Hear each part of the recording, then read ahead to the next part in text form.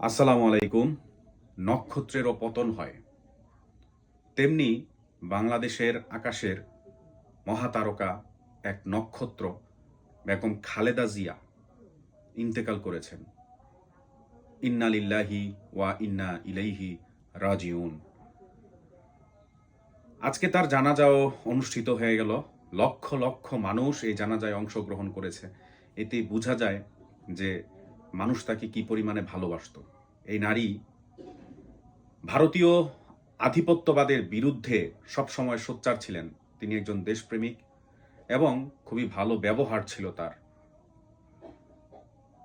আল্লাহ তাআলা তার সকল ভুল ত্রুটি ক্ষমা করে দিয়ে তাকে জান্নাতের সর্বোচ্চ মাকাম জান্নাতুল ফেরদাউস দান করুক।